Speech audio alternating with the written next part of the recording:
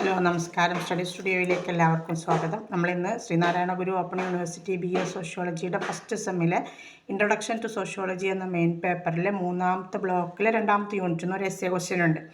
ആ ക്വസ്റ്റ്യനും അതിൻ്റെ ആൻസറുമാണ് നമ്മൾ ക്ലാസ്സിൽ ഡിസ്കസ് ചെയ്യാൻ പോകുന്നത്. അപ്പോൾ ക്ലാസ്സിലേക്ക് പോകുന്നതിന് മുമ്പ് നിങ്ങൾ എൻ്റെ ഈ ചാനൽ ആദ്യമായിട്ടാണ് കാണുന്നതെങ്കിൽ സബ്സ്ക്രൈബ് ചെയ്യുക, ഷെയർ ചെയ്യുക, അപ്പോൾ നിങ്ങളുടെ കമൻറ്റുകൾ എഴുതി അറിയിക്കുക. അതുപോലെ വാട്സപ്പിൽ ചോദിച്ചിരുന്നു ഒരു സ്റ്റുഡൻറ്റ്, ഞാനിപ്പോൾ അറിഞ്ഞപ്പോൾ ഇതിന് മുന്നേ ചെയ്ത ഓരോ എസ്സേകളും ഇൻട്രൊഡക്ഷൻ ടു സോഷ്യോളജിയിലെ എസ്സേകളും നമ്മൾ മെയ് മാസത്തിൽ എക്സാം എഴുതുന്ന കുട്ടികളെ ഉദ്ദേശിച്ചുകൊണ്ടാണ് അത് പറയണം. കാരണം ഇപ്പോൾ ഈ അടുത്ത ആഴ്ച അവർക്ക് എക്സാം ആയ കാരണം ഈ ഒരു സെമ്മിൽ ഈ ഒരു പേപ്പർ എന്ന് എക്സാം വന്നാലും അതിലൊക്കെ ചോദിക്കാൻ സാധ്യതയുള്ള ക്വസ്റ്റ്യനാണ് ഈ പറയുന്നത് കേട്ടോ. അപ്പോൾ ജൂണിൽ എക്സാം എഴുതുന്നവരുണ്ട്, അവർക്കും ബാധകമായ ക്വസ്റ്റ്യനും ആൻസറുകളും ഒക്കെയാണ് ഈ പറഞ്ഞുകൊണ്ടിരിക്കുന്നത്. അപ്പോൾ നിങ്ങൾ എല്ലാവരും അത് ശ്രദ്ധിക്കുക, പഠിക്കുക, പഠിച്ചിട്ട് എഴുതുക, ഫസ്റ്റ് ചാൻസിൽ തന്നെ പാസ്സാവുക. ഓക്കെ, അപ്പോൾ നമുക്ക് നോക്കാം. നമ്മൾ ഈ മൂന്നാമത്തെ ബ്ലോക്കിലെ രണ്ടാമത്തെ യൂണിറ്റിൽ വരുന്ന എസ്സേ ക്വസ്റ്റ്യനായിട്ട് ചോദിക്കാൻ സാധ്യതയുള്ളത് എന്താണ്? How would you classify the degree of kinship relationship based on the blood and marriage ties principles എന്നാണ്. ഇങ്ങനെയാണ്, how do you classify the degree of kinship relationship based on the blood and marriage ties principles. രക്തബന്ധത്തിൻ്റെയും വിവാഹബന്ധത്തിൻ്റെയും തത്വങ്ങൾ അടിസ്ഥാനമാക്കി നിങ്ങൾ എങ്ങനെ ബന്ധുത്വ ബന്ധത്തിൻ്റെ അളവ് തരംതിരിക്കും എന്നാണ്. അതായത് ബന്ധുത്വത്തെക്കുറിച്ച് നമ്മളോട് എസ്സേയാണ് ചോദിക്കുന്നത് കേട്ടോ. അല്ലാതെ ബന്ധുത്വ ബന്ധത്തിൻ്റെ അളവ് തരംതിരിക്കാമെന്ന് നമുക്ക് പഠിക്കാനില്ല. ബന്ധുത്വത്തെക്കുറിച്ചൊരു എസ്സേ നമ്മൾ അതിൽ എഴുതിയേ പറ്റൂ. അതിൽ അതിൽ നിന്ന് തന്നെ നമുക്ക് ഒരുപാട് 4 മാർക്കിൻ്റെ 2 മാർക്കിൻ്റെ ക്വസ്റ്റ്യൻ ആൻസറുകളും കിട്ടും. നോക്കുക നമുക്ക് എന്തൊക്കെയാണ് ബന്ധുത്വത്തെക്കുറിച്ച് പറയുന്നതെന്ന്. അപ്പോൾ ആദ്യം എന്താണ് ബന്ധുത്വം എന്നുള്ളതാണ് അല്ലേ, അതിൻ്റെ നിർവചനങ്ങളാണ് കൊടുക്കുന്നത്. അത് ആദ്യം തന്നെ കൊടുക്കുക. എന്താണ്? സമൂഹവുമായി വ്യക്തിയെ അടുപ്പിക്കുന്നതിൽ മുഖ്യ പങ്ക് വഹിക്കുന്ന ഘടകങ്ങളാണ് രക്തബന്ധം വഴിയും വിവാഹബന്ധം വഴിയും ഉണ്ടാകുന്ന ബന്ധങ്ങൾ. ബന്ധുത്വം എന്നത് യഥാർത്ഥമോ സാങ്കല്പികമോ ആയ രക്തബന്ധത്താൽ ബന്ധപ്പെട്ട വ്യക്തികൾ തമ്മിലുള്ള ബന്ധമാണ് എന്നാണ് റോബിൻ ഫോക്സ് അതിന് കൊടുത്തിട്ടുള്ള വിശദീകരണം. ബന്ധുത്വത്തിന് കൊടുത്തിട്ടുള്ള വിശദീകരണം. ഈ ഹാരി എം ജോൺസ് എന്ന സോഷ്യോളജിസ്റ്റ് ബന്ധുത്വത്തിൻ്റെ 6 സ്വഭാവ സവിശേഷതകളെക്കുറിച്ച് പറയുന്നുണ്ട്. അപ്പോൾ അതും ഒരു 4 മാർക്കിൻ്റെ ക്വസ്റ്റ്യനാണ് കേട്ടോ. നേച്ചറായിട്ടാണ് ചോദിക്കുക, ബന്ധുത്വത്തിൻ്റെ നേച്ചറാണ് ചോദിക്കുക. അപ്പോൾ ഈ ഹാരി എം ജോൺസിൻ്റെ സവിശേഷതകളാണ് എഴുതേണ്ടത്. നോക്കുക, അതും കൂടി അപ്പോൾ ഇന്ന് ആൻസർ കിട്ടും. ഹാരി എം ജോൺസ് ബന്ധുത്വത്തിൻ്റെ 6 സവിശേഷതകളായിട്ട് പറയുന്നതിൽ ഒന്നാമത്തത് സെക്സാണ്. സഹോദരൻ, സഹോദരി, അച്ഛൻ, അമ്മ തുടങ്ങിയ പ്രത്യേക റഫറൻസ് പദങ്ങൾ ജീവശാസ്ത്രപരമായ ബന്ധത്തെ മാത്രമല്ല സൂചിപ്പിക്കുന്നതെന്നാണ് ആര് പറയുന്നത്? ജോൺസ് പറയുന്നത്. പിന്നെ അപ്പോൾ അതെന്തിനെ സൂചിപ്പിക്കുന്നു? ബന്ധുക്കളുടെ വ്യത്യസ്ത ബന്ധങ്ങളെ തരംതിരിക്കാനത് ഉപയോഗിക്കുന്നു എന്നാണ്. നമ്മളോട് ചോദ്യത്തിൻ്റെ ഏകദേശം അടുത്തേക്ക് വരുന്നില്ലേ. ഇനി എല്ലാ സമൂഹങ്ങളിലും അത്തരം പദപ്രയോഗങ്ങളും കൃത്യമായ ബന്ധങ്ങളെ ഉൾക്കൊള്ളുന്നുള്ള രീതിക്ക് അത്തരത്തിലുള്ള പദപ്രയോഗങ്ങളിൽ അച്ഛനുണ്ട്, അമ്മ, എല്ലാ കുടുംബങ്ങളിലും എല്ലാ സമൂഹങ്ങളിലും ഉള്ളതാണ്. ഇനി രണ്ടാമത് അദ്ദേഹം പറയുന്നത് ജനറേഷനാണ്, തലമുറയാണ്. ബന്ധുത്വം ഒരു വ്യക്തിയും അവൻ പരാമർശിക്കുന്ന ബന്ധുവിൻ്റെ തലമുറയും തമ്മിലുള്ള ബന്ധത്തെ വ്യക്തമായിട്ട് സൂചിപ്പിക്കുമെന്നാണ് ഹാരി എം ജോൺസൺ പറയുന്നത്. ഇനി അതിൽ പറയുന്ന മൂന്നാമത്തെ സവിശേഷതയായിട്ട് പറയുന്നത് അഫിനിറ്റിയാണ്, അല്ലെങ്കിൽ ക്ലോസ്നെസ്, അടുപ്പം. പറഞ്ഞാൽ അത്രയും അടുത്ത ആളുകളായിരിക്കും എന്നുള്ളതാണ്. എല്ലാ ബന്ധുത്വ പ്രയോഗങ്ങളും ജനിതകപരമായോ വിവാഹബന്ധത്തിലൂടെയോ ഉണ്ടാകുന്ന ബന്ധങ്ങളുമായി കൂടുതൽ അടുത്ത് ബന്ധപ്പെട്ടിരിക്കും. അതുകൊണ്ട് അതിന് എന്തുണ്ട്? അഫിനിറ്റി ഉണ്ട്, അടുപ്പമുണ്ട് എന്ന് ഹാരി എം ജോൺസൺ പറയുന്നു. ഇനി അദ്ദേഹം പറയുന്ന അടുത്ത ഘടകം കൊളാറ്ററാലിറ്റിയാണ്. എന്താ കൊളാറ്ററാലിറ്റി എന്ന് പറഞ്ഞാൽ ശരിക്കർത്ഥം ജാമ്യം എന്നാണ്. ഇവിടെ നമുക്ക് പറയുമ്പോൾ മനസ്സിലാകും. എന്താണ്? നേരിട്ടുള്ള ഒരു ബന്ധുവിൻ്റെ ബന്ധുവാണ് ഒരു കൊളാറ്ററൽ ബന്ധു എന്ന് പറയുന്നത്. ഇപ്പോൾ ഉദാഹരണം പറയുകയാണ്, അച്ഛൻ്റെ അനിയൻ, അമ്മയുടെ ജ്യേഷ്ഠൻ എന്നൊക്കെ പറയില്ല. അപ്പോൾ അച്ഛൻ എന്ന ബന്ധത്തിൽ നിന്നുണ്ടാകുന്ന നേരിട്ടുള്ളൊരു ബന്ധമാണ് ഒരു അച്ഛൻ്റെ അനിയൻ, അല്ലെങ്കിൽ അമ്മയോടുള്ള ബന്ധത്തിൽ നിന്നുണ്ടാകുന്ന നേരിട്ടുള്ളൊരു ബന്ധമാണ് എന്ത്? അമ്മയുടെ ജ്യേഷ്ഠൻ അല്ലെങ്കിൽ അമ്മയുടെ അനിയൻ എന്നൊക്കെ പറയും. ആ രീതിക്കുണ്ടാകുന്ന ഒരു അടുപ്പം, ഒരു ബന്ധം, അതായത് ഒരു നേരിട്ടുള്ളൊരു ബന്ധുവുമായി നേരിട്ടൊരു ബന്ധം സ്ഥാപിക്കും ഇതിലൂടെ, ബന്ധുത്വത്തിലൂടെ എന്നാണ്. അപ്പോൾ ഇതിൻ്റെ ഒരു സവിശേഷതയാണ് കൊളാറ്ററാലിറ്റി എന്ന് പറയുന്നത് കേട്ടോ. നിങ്ങൾ അങ്ങനെ തന്നെ മലയാളം എഴുതിയാൽ മതി, കൊളാറ്ററാലിറ്റി എന്ന് എഴുതിയാൽ മതി കേട്ടോ. ജാമ്യം എഴുതിയാൽ ചിലപ്പോൾ അത് ആ സാഹചര്യത്തിനനുസരിച്ചുള്ള മീനിങ് ആയിക്കൊള്ളണമെന്നില്ല. ഇനി അദ്ദേഹം പറയുന്ന മറ്റൊരു സവിശേഷത ബൈഫർക്കേഷനാണ്, അതായത് ഡിവിഷൻ, തരംതിരിവ്. എങ്ങനെയാണ്? എല്ലാ ബന്ധുത്വത്തിലും ഒരു പ്രത്യേക തരംതിരിവുണ്ട് എന്നാണ്. എങ്ങനെയാണ്? മകളുടെ മകൾ, മകളുടെ മകളുടെ മകൾ, മകൻ്റെ മകൻ എന്നൊക്കെ പറയില്ലേ, അങ്ങനെ ഒരു തരംതിരിവ് എല്ലാ ബന്ധുത്വത്തിലും ഉണ്ട് എന്ന് ഹാരി എം ജോൺസൺ പറയുന്നു. ഇനി അദ്ദേഹം പറയുന്ന അവസാനത്തെ സവിശേഷത ലിങ്കേജ് ആണ്. ലിങ്കേജ് എന്ന് പറഞ്ഞാൽ എന്താ? ബന്ധത്തിൻ്റെ സാമീപ്യത്തിൻ്റെ അടിസ്ഥാനത്തിൽ നിർവചിക്കാൻ കഴിയുന്ന ഒരു സാധാരണ വ്യതിരിക്തമായ തുന്നിച്ചേർക്കലാണ് ബന്ധുത്വം എന്നാണ്. അതായത് പിന്നെ എന്തെങ്കിലും ഒരു അടുപ്പം ഇങ്ങനെ വന്ന് അതിൻ്റെ അടിസ്ഥാനത്തിൽ ഇങ്ങനെ ഒന്ന് പരസ്പരം വന്ന് കഴിഞ്ഞാൽ ഭൂമി ഉരുണ്ടതാന്ന് പറയുമ്പോൾ അവസാനം ആ ആദ്യത്തെ കണ്ണിയിലേക്ക് തന്നെ എത്തിച്ചേരുന്ന രീതിയിൽ ഒരു ലിങ്കേജ് ഇതിലുണ്ടാവും, ബന്ധുത്വത്തിലുണ്ടാകും എന്നാണ് ഹാരിയം ജോൺസൺ പറയുന്നത്. അപ്പോൾ അദ്ദേഹം പറയുന്ന സ്വഭാവ സവിശേഷതകൾ ഏതൊക്കെയാണ്? ഒന്നാമത്തത് സെക്സാണ്, രണ്ടാമത്തത് ജനറേഷനാണ്, മൂന്നാമത്തത് കൊളാട്രാലിറ്റിയാണ്, നാലാമത്തത് ബൈഫർക്കേഷനാണ് അല്ലെങ്കിൽ ഡിവിഷനാണ്, അഞ്ചാമത്തത് ലിങ്കേജാണ്. എന്ന് പറഞ്ഞാൽ ലിംഗം എന്ന് പറയുമ്പോൾ അതായത് അച്ഛൻ അമ്മ അങ്ങനെയൊക്കെയുള്ള ആ ബന്ധങ്ങളെയാണ് സൂചിപ്പിക്കുന്നത്. ജനറേഷൻ എന്ന് പറഞ്ഞാൽ തലമുറകളോടുള്ള ബന്ധം ഉണ്ടായിരിക്കും. അഫിനിറ്റി എന്ന് പറഞ്ഞാൽ ഏറ്റവും അടുപ്പം ഉള്ളവരായിരിക്കും. പിന്നെ കൊലാട്രാലിറ്റിക്ക് നിങ്ങൾ അങ്ങനെ എഴുതുക, ജാമ്യം എന്നാണ്, അത് അങ്ങനെ തന്നെ എഴുതുക. പിന്നെ അടുത്തത് പോയിന്റ് ഏതാ പറഞ്ഞാൽ ബൈഫർക്കേഷൻ അല്ലെങ്കിൽ ഡിവിഷൻ, അപ്പോൾ തരംതിരിവ് എന്ന് എഴുതിയാൽ മതി കേട്ടോ, തരംതിരിവ്. പിന്നെ ലിങ്കേജ് എന്ന് തന്നെ മലയാളം കൊടുത്താൽ മതി. ലിങ്കേജ് എന്ന ഒരു ലിങ്ക് പോലെ ഒരു ബന്ധം ഉണ്ടാകുന്നതാണ് ലിങ്കേജ് കേട്ടോ. ഇനി നമ്മൾ അതിൻ്റെ കിൻഷിപ്പിൻ്റെ ടൈപ്സ് എസ്സേയിൽ കൊടുക്കണം. അത് മാത്രവും ചോദിക്കും ചിലപ്പോൾ 4 മാർക്കിന് കേട്ടോ. അപ്പോൾ ആ ഒരു ആൻസർ കൂടി അവിടെ കിട്ടുകയാണ്. ഏതൊക്കെയാണ് കിൻഷിപ്പ് ടൈപ്സ്? ഒന്ന് പ്രൈമറി കിൻ, പ്രാഥമിക ബന്ധുത്വം. ഒരു വ്യക്തിയുമായി നേരിട്ട് ബന്ധമുള്ളവരാണ് ആര്? പ്രാഥമിക ബന്ധു എന്ന് വിളിക്കുന്നത്. ഒരു കുടുംബത്തിലെ അംഗങ്ങളായ പിതാവ്, മാതാവ്, സഹോദരൻ, സഹോദരി, ഭർത്താവ്, ഭാര്യ, മകൾ എന്നിങ്ങനെ തുടങ്ങി 8 തരത്തിലുള്ള ബന്ധങ്ങളാണ് ഇതിലുണ്ടാവുക, ഒരു പ്രൈമറി കിന്നിൽ, ഒരു പ്രാഥമിക ബന്ധുവിൽ ഉണ്ടാവുക. ഇനി രണ്ടാമത്തതാണ് സെക്കൻഡറി കിൻ, ദ്വിതീയ ബന്ധുത്വം അല്ലെങ്കിൽ ദ്വിതീയ ബന്ധു എന്ന് പറയും. പ്രാഥമിക ബന്ധു വഴി ബന്ധുക്കളായി മാറുന്നവരെയാണ് എന്ത് പറയുക? സെക്കൻഡറി കിൻ അല്ലെങ്കിൽ ദ്വിതീയ ബന്ധു എന്ന് പറയാം. ഒരു വ്യക്തിയുടെ പിതാവിൻ്റെ സഹോദരിയും ആ സഹോദരിയുടെ ഭർത്താവും എന്താണ്? സെക്കൻഡറി കിന്നാണ്. അങ്ങനെ ആ തരത്തിൽ അതിൽ ഇപ്പോൾ നമ്മൾ പ്രൈമറിയിൽ 8 തരം ബന്ധങ്ങൾ അങ്ങനെ ഉണ്ടാവും എന്ന് പറയില്ലേ, പ്രൈമറി കിന്നായിട്ടുണ്ടാവും. ഇപ്പോൾ സെക്കൻഡറിയിൽ 33 തരം ബന്ധങ്ങളാണ് ഉൾപ്പെടുന്നത്. 33 തരം ബന്ധങ്ങൾ സെക്കൻഡറി ബന്ധുത്വം എന്ന പേരിൽ അറിയപ്പെടുന്നതായിട്ടുണ്ട്. ഇനി മൂന്നാമത്തത് ടെർഷ്യറി കിൻ അഥവാ തൃതീയ ബന്ധു എന്നാണ്. അപ്പോൾ ഏതൊക്കെയാണ്? പ്രൈമറി, സെക്കൻഡറി, ടെർഷ്യറി കിൻ, തൃതീയ ബന്ധു. ഒരു വ്യക്തിക്ക് തൻ്റെ കുടുംബത്തിലുള്ളവരുമായി 8 തരത്തിലുള്ള ബന്ധം ഉണ്ടാവും നമ്മൾ പറഞ്ഞു, അതാണല്ലോ പ്രൈമറി. അതിൽപ്പെട്ട ഓരോ ആൾക്കും വിവാഹബന്ധത്തിലൂടെയും രക്തബന്ധത്തിലൂടെയും 33 തരം ബന്ധുക്കളുണ്ടാവും, അതാണല്ലോ സെക്കൻഡറി അല്ലേ. ഇങ്ങനെ ഉണ്ടാകുന്ന, അതായത് സെക്കൻഡറിയിൽ ഉണ്ടാകുന്ന ബന്ധുക്കളുടെ പ്രാഥമിക ബന്ധുവായിട്ട് വരുന്നവരാണ് ഏതിൽ വരുന്നത്? ടെർഷ്യറിയിൽ വരുന്നത്. ഉദാഹരണം പറയുമ്പോൾ നിങ്ങൾക്ക് മനസ്സിലാവും. അപ്പോൾ നമ്മൾ പറയാം മാതാവിൻ്റെ സഹോദരൻ എന്ന് പറയും, നമ്മൾ അമ്മാവൻ അല്ലേ, അതെന്താണ്? അതൊരു സെക്കൻഡറിയാണ്, സെക്കൻഡറി ബന്ധുവാണ്. ഇനി അതിൽ നിന്ന് ഉണ്ടാകുന്നൊരു ടെർഷ്യറി ഉണ്ട്, അതാരാണ്?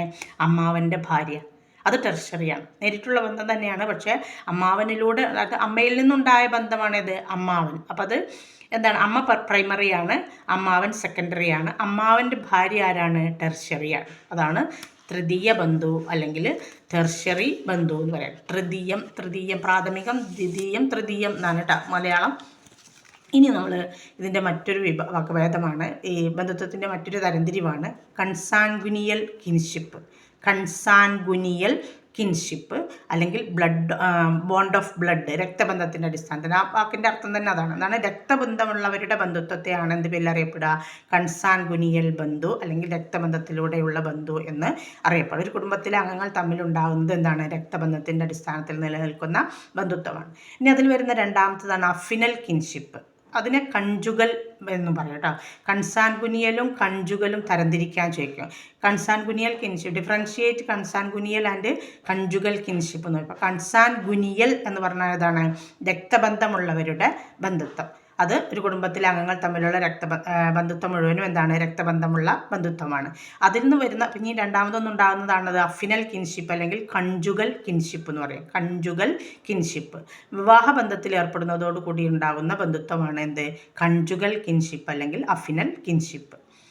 ഇനി നമുക്കിതിൽ അടുത്തത് കിൻഷിപ്പുമായിട്ട് ബന്ധപ്പെട്ട് വരുന്നത് എന്താണ്?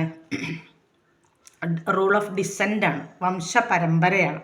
ഒരു തലമുറയിൽപ്പെട്ടവർക്ക് തൊട്ടടുത്തുള്ള തലമുറയിലുള്ളവരുമായിട്ട് നിലനിൽക്കുന്ന ബന്ധങ്ങളെയാണ് ഡിസെൻറ്റ് അല്ലെങ്കിൽ വംശപരമ്പര എന്നതുകൊണ്ട് സൂചിപ്പിക്കുന്നത്. ഒന്നിലേറെ കുടുംബങ്ങളിൽ ഒരു വംശപരമ്പരയിലുള്ള അംഗങ്ങളുണ്ടാകും. വംശപരമ്പര നിയമം അനുസരിച്ച് പലതരം ബന്ധുത്വങ്ങളുണ്ട്. വംശപരമ്പര എന്ന നിയമം അനുസരിച്ച്, അതായത് ഇങ്ങനെ തലമുറകളായിട്ട് വരുന്ന നിയമം അനുസരിച്ച് പലതരം ബന്ധുത്വങ്ങളുണ്ട്. അതിലൊന്നാണ് കൊഗ്നേറ്റ് എന്ന് പറയും. കൊഗ്നേറ്റ്, ആളുകൾ ഒരു പൂർവികൻ്റെ ഒരു പൊതുപൂർവികൻ്റെ ബാക്കിയുള്ളവർ എന്ന രീതിയിൽ തലമുറകളായിട്ട് അറിയപ്പെടില്ല, അതിനെയാണെന്ന് പറയുക കൊഗ്നേറ്റ് കിൻഷിപ്പ് എന്ന് പറയാം. ഇനി രണ്ടാമത്തത് യൂണിലാറ്ററൽ ഡിസെൻ്റ് എന്ന് പറഞ്ഞാൽ എങ്ങനെയാണ്? പിന്നെ വംശപരമ്പര ഒരേ തലമുറയിലൂടെ മാത്രം അങ്ങനെ കൈമാറിപ്പോകുന്നതിനെയാണ് എന്ത് പറയുക, യൂണിലാറ്ററൽ കിൻഷിപ്പ് എന്ന് പറയുക. ഇത് രണ്ട് വിധത്തിലുണ്ട്, പാട്രിലിനിയലും ഉണ്ട് മാട്രിലിനിയലും ഉണ്ട്. എന്ന് പറഞ്ഞാൽ പിതാവ് വഴി മാത്രം വംശപരമ്പര, അങ്ങനെ നമ്മൾക്ക് അങ്ങനെ അറിയപ്പെടുന്നവരാണ് ഇന്നത്തെ ആധുനിക തലമുറ അധികം അങ്ങനെ അറിയപ്പെടുന്നത്. പിതാവിൻ്റെ വംശപരമ്പരയിലൂടെ അറിയാം, നമ്മളൊക്കെ ഇനീഷ്യൽ അതല്ലേ ഉപയോഗപ്പെടുത്തുന്നത്. പിന്നെ മറ്റേത് ഏതാണ്, മാട്രിലിനിയൽ എന്ന് പറയുമ്പോൾ അത് ആര് വഴിയുള്ളതാണ്, അമ്മ വഴി മാതാവ് വഴി വംശപരമ്പര അറിയപ്പെടുന്നതാണ് മാട്രിലിനിയൽ കിൻഷിപ്പ് എന്ന് പറയുന്നത്. അപ്പോൾ എന്താണ്, ഡിസെൻറ്റ് റൂൾ അനുസരിച്ച് അല്ലെങ്കിൽ വംശപരമ്പര നിയമം അനുസരിച്ച് പലതരം ബന്ധുത്വങ്ങളുണ്ട്. അതിലൊന്നാണ് കൊഗ്നേറ്റ്, അഥവാ ആളുകൾ ഒരു പൊതുപൂർവികനെ പങ്കിടുകയും അതിലൂടെ മാത്രം അറിയപ്പെടുകയും ചെയ്യുന്നത്. രണ്ടാമത്തത് യൂണിലാറ്ററൽ കിൻഷിപ്പാണ്. അതെങ്ങനെയാണ്, അത് പിന്നെ വംശപരമ്പര ഒരേ തലമുറയിലൂടെ, അപ്പോൾ പിതാവാണെങ്കിൽ പിതാവിലൂടെ മാത്രം, അമ്മയുടേതാണെങ്കിൽ അമ്മയുടെ തറവാട് വഴി മാത്രം അറിയപ്പെടുന്നത്. അപ്പോൾ അതിന് രണ്ട് രൂപങ്ങളുണ്ട്. അതുതന്നെയാണ് ഇത് പാട്രിലിനിയലും മാട്രിലിനിയലും. പാട്രിലിനിയൽ എന്ന് പറഞ്ഞാൽ പിതാവ് വഴി വംശം, പി പറയുമ്പോൾ അങ്ങനെ ഓർത്താൽ മതി. പാട്രി പറയുമ്പോൾ പിതാവ്, മാട്രി പറയുമ്പോൾ പിതാവ് വഴി വംശപരമ്പര പോകുന്നത്. മാട്രിലിനിയൽ എന്ന് പറഞ്ഞാൽ വംശപരമ്പര മാതാവിൻ്റെ വംശപരമ്പരയിലൂടെ കൈമാറ്റം ചെയ്ത് പോകുന്നതാണ് മാട്രിലിനിയൽ കിൻഷിപ്പ്. ഇനി അതിൽ വരുന്ന മറ്റൊന്നാണ് ഇതിൽ ഡിസെൻറ്റ്, പിന്നെ അതല്ലെങ്കിൽ വംശപരമ്പര നിയമം അനുസരിച്ച് വരുന്ന മറ്റൊന്നാണ് അത് അഗ്നാറ്റിക് കിൻഷിപ്പ് എന്ന് പറയും. എന്താ അഗ്നാറ്റിക് കിൻഷിപ്പ് എന്ന് പറഞ്ഞാൽ, അഗ്നാറ്റിക് കിൻഷിപ്പ് എന്ന് പറയുന്നത് അവകാശങ്ങളും സ്വത്തുക്കളും തലമുറയുടെ പേരും പുരുഷ മേധാവിത്വത്തിലും കൈമാറ്റം ചെയ്തു പോരുന്ന രീതിയാണ്. എന്തൊക്കെയാണ് അവകാശങ്ങളും സ്വത്തുക്കളും അതുപോലെ തന്നെ തലമുറയുടെ പേരും ആരിലൂടെ പോവുക, ഇതിൽ പറഞ്ഞതിൻ്റെ മറ്റൊരു രൂപം തന്നെയാണ്. ഇപ്പോൾ ഈ പാട്രിലിനിയൽ എന്ന് പറയുന്നത് തന്നെയല്ലേ, പക്ഷെ അത് വേറൊരു രൂപത്തിൽ അറിയപ്പെടുന്നു എന്ന് മാത്രം കേട്ടോ. പുരുഷ മേധാവിത്വത്തിലൂടെ കൈമാറ്റം ചെയ്തു പോകുന്ന രീതിയാണ് അഗ്നാറ്റിക്, അങ്ങനെ തന്നെയല്ല അഗ്നാറ്റിക് കിൻഷിപ്പ്. ഇനി അതിൽ നാലാമത്തതാണ് യൂട്രൈൻ കിൻഷിപ്പ്. യൂട്ടറൈൻ കിൻഷിപ്പ് എന്ന് പറഞ്ഞാൽ അവകാശങ്ങളും സ്വത്തവകാശങ്ങളും ഒക്കെ തലമുറയുടെ പേരും ഒക്കെ ആരിലൂടെ കൈമാറിപ്പോവുക, പിന്നെ സ്ത്രീയിലൂടെ കൈമാറിപ്പോകും. മാട്രിലിനിയലിൻ്റെ മറ്റൊരു സ്ത്രീയിലൂടെ കൈമാറിപ്പോകുന്നതിനാണ് എന്ത് പറയുക, യൂട്രൈൻ കിൻഷിപ്പ് എന്ന് പറയുക. അപ്പോൾ ഏതൊക്കെയാണ് അഗ്നാറ്റിക്കും യൂട്രൈനും വ്യത്യാസം ചോദിച്ചാൽ എന്താണ്, അഗ്നാറ്റിക് എന്ന് പറഞ്ഞാൽ അവകാശങ്ങളും സ്വത്തുക്കളും തലമുറയുടെ പേരും ആരിലൂടെ കൈമാറുക, ഒരു പുരുഷനിലൂടെ കൈമാറിപ്പോകുന്നത് അല്ലെങ്കിൽ പുരുഷ മേധാവിത്വത്തിലൂടെ കൈമാറിപ്പോകുന്നതാണ് അഗ്നാറ്റിക് കിൻഷിപ്പ്. അതേപോലെ അവകാശങ്ങളും സ്വത്തുക്കളും തലമുറയുടെ പേരും ഒക്കെ ഒരു സ്ത്രീയുടെ മേധാവിത്വത്തിലൂടെ കൈമാറ്റം ചെയ്തു പോകുമ്പോൾ അതിനെയാണ് എന്ത് പറയുക, യൂട്രൈൻ കിൻഷിപ്പ് എന്ന് പറയാം. ഇനി അടുത്തത് ബൈലാറ്ററൽ ഡിസെൻ്റ് ആണ്. ബൈലാറ്ററൽ ഡിസെൻ്റ് അല്ലെങ്കിൽ ഡബിൾ ഡിസെൻ്റ് എന്ന് പറയും. Bilateral descent or double descent എന്ന് പറഞ്ഞാൽ വംശപരമ്പര. അപ്പോൾ എന്താണത്, മാതാവിൻ്റെയും പിതാവിൻ്റെയും വഴിയുള്ള വംശപരമ്പരയിൽപ്പെട്ടവരെ ഒരുമിച്ച് കണക്കിലെടുക്കുന്നതാണ് എന്ത്, ഡബിൾ ഡിസെൻ്റ് അല്ലെങ്കിൽ ബൈലാറ്ററൽ ഡിസെൻ്റ് എന്ന് പറയുന്നത്. അപ്പോൾ ഡിസെൻ്റ് അല്ലെങ്കിൽ ഡിസെൻ്റ് റൂള് അല്ലെങ്കിൽ എന്താ പറയുക, വംശപരമ്പര നിയമം അനുസരിച്ച് നമുക്ക് എത്ര കിൻഷിപ്പുകളുണ്ട്, ഒന്ന് കൊഗ്നേറ്റ് എന്നാൽ ആളുകൾ പൊതുപൂർവികനുടെ തലമുറകൾ കൈമാറുന്നത്, രണ്ട് യൂണിലാറ്ററൽ എന്ന് പറയും, അത് മാതാവിലൂടെയും പിതാവിലൂടെയും വംശപരമ്പര കൈമാറിപ്പോകുന്നത്, അഗ്നാറ്റിക് എന്ന് പറയുന്നത് അവകാശങ്ങളും സ്വത്തുക്കളും തലമുറയും പുരുഷൻ്റെ മേധാവിത്വത്തിലൂടെ കടന്നു പോകുന്നത്, പിന്നെ യൂണിലാറ്ററൽ കിൻഷിപ്പ് എന്ന് പറയുമ്പോൾ അവകാശങ്ങളും സ്വത്തുക്കളും തലമുറയുടെ പേരും ഒക്കെ ഒരു സ്ത്രീ മേധാവിത്വത്തിലൂടെ കടന്നു പോകുന്നത്, പിന്നെ ബൈലാറ്ററൽ അല്ലെങ്കിൽ ഡബിൾ ഡിസെൻ്റ് എന്ന് പറയുന്നത് അതോ മാതാവിൻ്റെയും പിതാവിൻ്റെയും വഴിയുള്ള വംശപരമ്പരയിൽപ്പെട്ടവരെ ഒരുമിച്ച് കണക്കിലെടുത്ത് പറയുന്ന പേരാണ് വിളിക്കുന്ന പേരാണ് ഡബിൾ ഡിസെൻ്റ് അല്ലെങ്കിൽ ബൈലാറ്ററൽ ഡിസെൻ്റ് എന്ന്. ഇനി നമുക്ക് കിൻഷിപ്പ് ടെർമിനോളജിയാണ് ഈ എസ്സേയിൽ ചേർത്ത് എഴുതാനുള്ളത്. 4 മാർക്കിന് ചോദിക്കാൻ സാധ്യതയുള്ളൊരു ക്വസ്റ്റ്യനും കൂടിയാണ് കിൻഷിപ്പ് ടെർമിനോളജിയെക്കുറിച്ച്. എന്താ കിൻഷിപ്പ് ടെർമിനോളജി? ബന്ധുത്വ വിളിപ്പേരുകളാണ്, ഓരോ ബന്ധുക്കളെ വിളിക്കുന്ന പേരുകളാണ്. ഇപ്പോൾ ലൈനേജ് എന്ന് പറയും ഒന്നാമത്തത്. അതിൽ മാതാവ് വഴിയും പിതാവ് വഴിയും ലഭിക്കുന്ന ബന്ധങ്ങളെയാണ് മാട്രിലിനിയൽ ആൻഡ് പാട്രിലിനിയൽ എന്ന് വിശേഷിപ്പിക്കുന്നത്. ഏതെങ്കിലും ഒരു വഴിക്ക് മാത്രം ഉള്ളതാണെങ്കിൽ അതിനെയാണ് എന്ത് പറയുക, യൂണിലൈനിയൽ എന്ന് പറയും. ലൈനേജിൽ കേട്ടോ, യൂണിലൈനിയൽ എന്ന് വിളിക്കുക. ഇനി ക്ലാൻസ് ഉണ്ട്, വർഗ്ഗങ്ങൾ. അറിയപ്പെടുന്നതോ അറിയപ്പെടാത്തതോ ആയ ഒരു പൊതു പൂർവികനിൽ നിന്ന് ആരംഭിക്കുന്ന വംശാവലിയാണ് ക്ലാൻ അല്ലെങ്കിൽ ഗോത്രം എന്ന് പറയും. ലൈനേജ് ഗ്രൂപ്പിനേക്കാൾ കൂടുതൽ അംഗസംഖ്യയും പാരമ്പര്യവും ഓരോന്നിനും അല്ലെങ്കിൽ ഓരോ ഗോത്രത്തിനും ഉണ്ടായിരിക്കും. ഗോത്രം എന്ന് പറയുന്നത് അപ്പോൾ ഇതിനേക്കാൾ വലുതാണ്, ലൈനേജ് ഗ്രൂപ്പിനേക്കാളും വലുതായിട്ടുള്ള അതാണ് ഏത്, ഗോത്രങ്ങൾ എന്ന് പറയും. ഇനി മറ്റൊന്ന് ഫ്രാട്രിയാണ്. ഫ്രാട്രി എന്നാൽ ഒന്നിലേറെ ഗോത്രങ്ങൾ ഒരുമിച്ച് ചേർന്ന് ഗ്രൂപ്പിനെയാണെന്ന് പറയുന്നത് ഫാക്ടറി എന്ന് പറയുന്നത്. ഫാക്ടറിയുടെ ഒരു രൂപമാണ് മൊയറ്റി എന്ന് പറയുന്നത്. മൊയറ്റി എന്ന് പറഞ്ഞാൽ ഫ്രഞ്ച് വാക്കാണ് ഈ മൊയറ്റി. അതിൻ്റെ അർത്ഥം 2 ഭാഗങ്ങൾ എന്നാണ്. ഒരു ഗ്രൂപ്പിനെ രണ്ടാക്കി തിരിച്ച് 2 മൊയറ്റി ഉണ്ടാക്കും. ഒന്ന് പിതാവിൻ്റെ ബന്ധുക്കളും അപ്പോൾ മറ്റൊന്ന് ഏതാണ്, മാതാവിൻ്റെ ബന്ധുക്കളും. ഇതിന് ഉദാഹരണമാണ് ഇത്. ഈ മൊയറ്റിക്ക് ഉദാഹരണങ്ങളാണ് പിതാവിൻ്റെ ബന്ധുക്കളും മാതാവിൻ്റെ ബന്ധുക്കളും. ഇനി ടെക്നോണിമിയാണ് അടുത്തത്. ടെക്നോണിമി ഒരു വ്യക്തിയെക്കുറിച്ച് പരാമർശിക്കുമ്പോൾ നമ്മൾ എന്ത് ചെയ്യില്ല, ആ വ്യക്തിയുടെ പേര് പറയില്ല, പകരം ആരുടെയെങ്കിലും പിതാവെന്നോ ആരുടെയെങ്കിലും മാതാവെന്നോ ഒക്കെ ഉള്ള രീതിയിൽ പരാമർശിക്കുമ്പോൾ അതിനെയാണെന്ന് പറയുക, ടെക്നോണിമി എന്ന് പറയുക. അപ്പോൾ എന്നെക്കുറിച്ച് പറയുമ്പോൾ എൻ്റെ മകൻ്റെ പേര് പറഞ്ഞിട്ട് അയാളുടെ അമ്മ അല്ലെങ്കിൽ അയാളുടെ ഉമ്മ എന്ന് പറയുമ്പോൾ അതെന്താണ്, അതൊരു ടെക്നോണിമി പദമാണ് കേട്ടോ. ഇനി അടുത്തത് അവങ്കുലേറ്റ് ആണ്.